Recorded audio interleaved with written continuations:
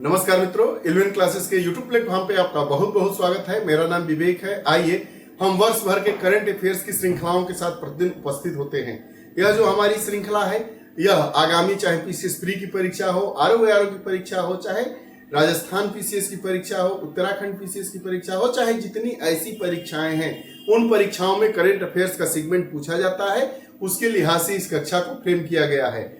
इसके पहले हमने नेशनल इशू, राष्ट्रीय घटनाक्रम वाले सभी विषयों के ऊपर बात कर लिया है और उसके पहले इन्वायरमेंट एंड इकोलॉजी वाले सेगमेंट को भी समाप्त कर दिया है। लगभग उस पर हमारी 70 टॉपिक हैं। अब हम बात कर रहे हैं साइंस एंड टेक्नोलॉजी की, विज्ञान और प्रौद्योगिकी। इसमें आइए आज हम बात करेंगे नए विषय पर, ट्राइकोलिन फसल देखभाल में IISR की सफलता। यह क्यों चर्चा में है, इस पर कौन से प्रश्न पूछे जा सकते हैं, आइए इस पर बात कर लेते हैं। ट्राइकोलिन फसल देखभाल में IISR की सफलता। अब आइए इस पर बात कर लेते हैं। हाल ही में भारतीय मसाला अनुसंधान संस्थान कोझिकोड पूछेगा कि भारतीय मसाला अनुसंधान संस्थान कहाँ है, तो केरल में। केरल के कहाँ? कोझिकोड में। मोस्ट इंपॉर्टेंट प्रश्न है वनडे एग्जामिनेशन के लिए। आप देखेंगे तो निश्चित कहीं न कहीं यह प्रश्न पूछ लिया जाता है। भारतीय मसाला अनुसंधान संस्थान, जिसको अंग्रेजी में IISR कहते हैं, जिसका मुख्यालय कोझिकोड केरल में है। एक ट्राइकोलियम नामक रसायन का अनावरण किया है। ट्राइकोलिन नामक रसायन का यह क्या किए हैं? अनावरण किए हैं। यह क्रांतिकारी कृषि फार्मूलेशन माना जा रहा है। इसको कृषि में क्रांतिकारी फार्मूलेशन के रूप में माना जा रहा है। यह क्या है? यह दानेदार चूना आधारित ट्राइकोडर्मा फार्मूलेशन है।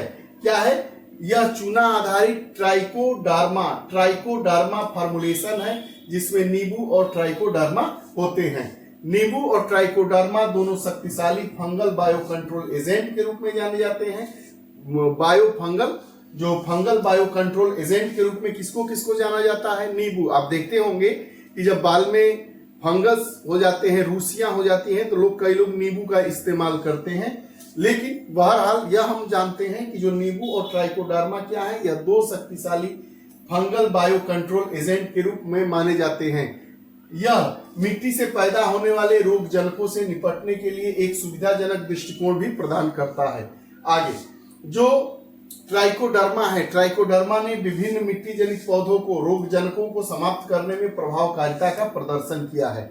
आगे जो ट्राइकोलिन की एक महत्वपूर्ण विशेषता क्या है? इसकी विशेषता यह है कि मिट्टी को अम्लता को कम करने की क्षमता है। जो मिट्टी में अम्लीयता होती है उसको कम करने की क्षमता इसमें है, ट्राइकोलिन में है, इसलिए यह महत्वपूर्ण माना जाता है। मिट्टी की अम्लता कम होने से इससे पौधों की इष्टतम वृद्धि और पोषक तत्व एक साथ सुनिश्चित होते हैं। जो ट्राइकोलिन है, ट्राइकोलिन विशिष्ट रूप से जैव एजेंटों की आपूर्ति करता है, जो फसल स्वास्थ्य के लिए अच्छा माना जाता है। फसल स्वास्थ्य को अच्छा बनाने के लिए ट्राइकोलिन नामक एक अनावरण किया गया है, रसायन का अनावरण किया गया है। किसके द्वारा? भारतीय मसाला अनुसंधान संस्थान IISR कोझिकोड केरल के द्वारा इसका अनावरण किया गया है। इसके बारे में हमने महत्वपूर्ण जानकारियों को साझा किया। निश्चित तौर पर परीक्षा के लिए यह महत्वपूर्ण हो सकता है। आइए इस पर एक हम प्रश्न को सॉल्व करें। निम्नलिखित में से कौन सा ट्राइकोलिन के संदर्भ में सत्य है? प्रश्न पूछता है कौन सा सत्य है, कौन सा असत्य है। तो यह पूछ रहा है